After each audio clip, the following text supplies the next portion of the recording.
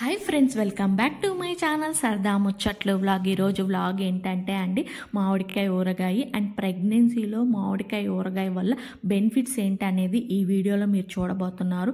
Skip చేయకుండా video end వరకు అయితే చూడండి. అలాగే ఎవరైతే మన ఛానల్ని ఫస్ట్ టైం చూస్తున్నారో సబ్స్క్రైబ్ చేయడం మాత్రం అస్సలు మర్చిపోకండి. అలాగే బెల్ ఐకాన్ మీద క్లిక్ చేస్తే నా ఫర్దర్ వీడియోస్ అనేవి మిస్ అవ్వకుండా ఉంటారు. మీ లైక్స్ చాలా ఇంపార్టెంట్ అండి, తప్పకుండా లైక్ అయితే చేయండి. చూసారు కదా, మా అమ్మమ్మ మామిడికాయలు అయితే తీసుకొచ్చింది. ఇది మా తోటలో మామిడికాయలు అనమాట. ఈ సీజన్లో నాకు ఈ మామిడికాయలు దొరికాయి. అవి తీసుకొచ్చింది మా అమ్మమ్మ. ఒక 5 తీసుకున్నాను. 5టికి ఇన్ని ముక్కలు అయితే వచ్చాయి. మా హస్బెండ్ బయటికి వెళ్ళి కొట్టించుకొచ్చాడనమాట. దాని లోపల పప్పు ఉంటే అది కూడా తీసి పెట్టేశాను. అండ్ కొంచెం సేపు ఆరబెట్టుకుంటే ఆ తడి అంతా పోతుంది అనమాట. అదంతా పోయిన తర్వాత మా అమ్మ అయితే ఇప్పుడు కొలతలు వేస్తుంది. చూసారు కదా, గ్లాస్ తోటి 5 గ్లాసెస్ మామిడికాయలు అయితే వచ్చాయి. దాంట్లో ఎంత ఉప్పు ఎంత కారము అనేది నేను క్లియర్గా ఎక్స్ప్లెయిన్ చేస్తాను. స్కిప్ చేయకుండా వీడియో చూడండి. అండ్ ప్రెగ్నెన్సీలో ఈ ఫ్రెష్ ఆవకాయ వల్ల బెనిఫిట్ అనేది కూడా ఎక్స్ప్లెయిన్ చేస్తాను. స్కిప్ చేయకుండా వీడియో ఎండ్ వరకు అయితే చూడండి. చూసారు కదా, ఒక 5 గ్లాసుల మామిడికాయలకి 1 గ్లాసు ఉప్పు అయితే తీసుకుంటున్నాను. అలాగే కారం కూడా చాలా చాలా తక్కువ తీసుకోండి. ఎందుకంటే ప్రెగ్నెన్సీలో మెయిన్ టిప్ ఇదే అనమాట. ప్రెగ్నెన్సీలో స్పైసీ అనేది చాలా తక్కువ తినాలి. ఇన్ జనరల్గా మనం తినే స్పైసీ కంటే కూడా ఇంకా తక్కువ తినాలండి. ఎందుకంటే మెయిన్ ఎసిడిటీ ప్రాబ్లం వస్తుంది. అండ్ బేబీ డెవలప్ అయ్యే కొద్దీ ఇంకా ప్రాబ్లం అవుతుంది. స్పైసీ ఫుడ్ అనేది చాలా చాలా అవాయిడ్ చేయాలి. సో అందుకని మీరు ఇలా ఫ్రెష్ ఆవకాయ పెట్టించుకునేటప్పుడు మాత్రం మీరు తినే స్పైసీ కంటే చాలా తక్కువ స్పైసీలో అయితే ఖచ్చితంగా చేపించుకోండి. అండ్ ఇప్పుడు వచ్చేసి మనము మెంతు పొడి ప్రిపేర్ చేసుకుంటున్నాము. ఒక 25 గ్రామ్స్ మెంతులు వేసుకుంటే 100 గ్రామ్స్ ఆవాలు వేసుకుంటున్నాము. అలాగే ఒక గుప్పెడంత జీలకర్ర వేసుకొని మంచిగా చిట్టపట ఆడేలాగా వేయించుకొని అది మిక్సీకి పట్టేసుకొని పెట్టుకోవాలన్నమాట. అండ్ ఇంకొకటి ఏంటి బెనిఫిట్ ప్రెగ్నెన్సీలో ఫ్రెష్ ఆవకాయ వల్ల అంటే, చాలామందికి మామిడికాయ తినాలనిపిస్తుంది కానీ మార్కెట్లో మామిడికాయలు దొరకవు. ఎందుకంటే మామిడికాయ సీజన్లోనే మనకి మామిడికాయలు ఎక్కువగా దొరుకుతాయి. నాన్ సీజన్లో చాలా తక్కువ దొరుకుతాయి అండ్ చాలా కాస్ట్ కూడా ఉంటాయి. అలాంటప్పుడు ఏంటంటే మీరు ఒక 2 మామిడికాయలు తెచ్చుకొని ఇలా ఫ్రెష్ ఆవకాయ పెట్టుకోవడం వల్ల మీకు ఎప్పుడు మామిడికాయ తినాలనిపించినప్పుడు అప్పుడు ఈ మామిడికాయ దబ్బని తినొచ్చు. ఎందుకంటే పాత మామిడికాయ అయితే మీకు ముక్క అనేది ఊరిపోయి మెత్తగా అయిపోతుంది.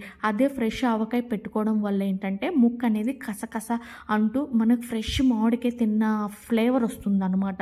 సో అది చాలా చాలా బెనిఫిట్. మీకు క్రేవింగ్స్ వచ్చినప్పుడల్లా ఈ ముక్కనైతే తినొచ్చు. మీరు లెస్ స్పైసీతో పెట్టుకున్నారనుకోండి, మీరు డైరెక్ట్గా ముక్కనైనా తినేసేయచ్చు. లేదు అనుకుంటే వాష్ చేసుకొని అయినా తినొచ్చు. అప్పుడు ఫ్రెష్ మామిడికాయ తిన్న ఫీలింగ్ ఉంటుంది. అండ్ మామిడికాయలు ఇన్కేస్ మార్కెట్లో దొరికి మనం ఫ్రిడ్జ్లో పెట్టుకున్నా కానీ అది హార్డ్లీ ఒక 5 డేస్ 10 డేస్ కంటే ఎక్కువ డేస్ ఉండవండి. ఆటోమేటిక్గా పండైపోతాయి. ఇలా ఫ్రెష్ ఆవకాయ పెట్టుకోవడం వల్ల ఈ ఆవకాయ అనేది ఊరి మనకి ముక్క మెత్తగా అయ్యే లోపల మన ప్రెగ్నెన్సీ ఆల్మోస్ట్ సగం వచ్చేస్తుంది అనమాట జర్నీ. సో అలాగా చాలా బెనిఫిట్ ఉంటుంది ఇలా ఫ్రెష్ ఆవకాయ పెట్టుకోవడం వల్ల. మీకు ఎలా అనిపిస్తుంది ఈ ఐడియా అనేది తప్పకుండా కామెంట్ సెక్షన్లో కామెంట్ చేయండి.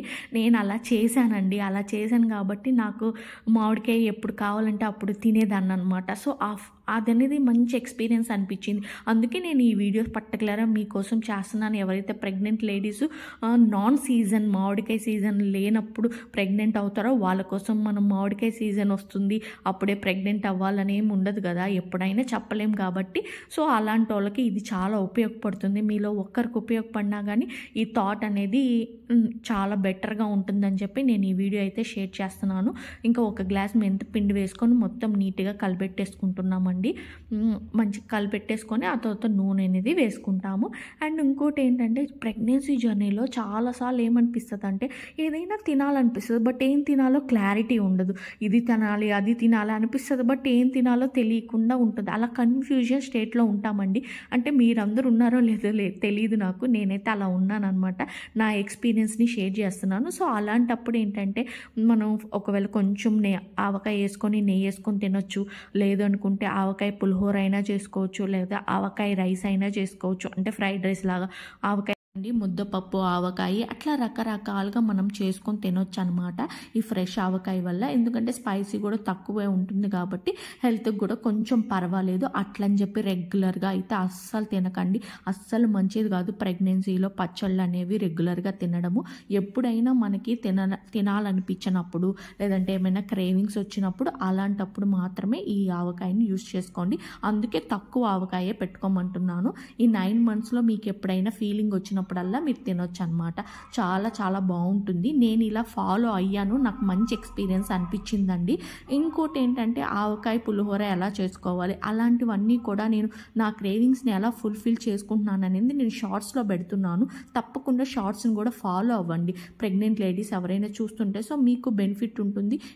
మీ ఇంట్లో ప్రెగ్నెంట్ లేడీస్ ఉన్నా వాళ్ళకి చెప్పండి, లేదంటే మీ ఫ్రెండ్స్ కొలీగ్స్ ఎవరికైనా కానీ ప్రెగ్నెంట్గా ఉంటే వాళ్ళకి ఈ వీడియో అనేది షేర్ చేయండి. సో మీరేంటంటే ఇలాంటివి ఫాలో అవ్వచ్చు. నేను ఇలా ఫాలో అవుతున్నా, మీకు నచ్చితే మీరు కూడా ఫాలో అవ్వచ్చు అనమాట.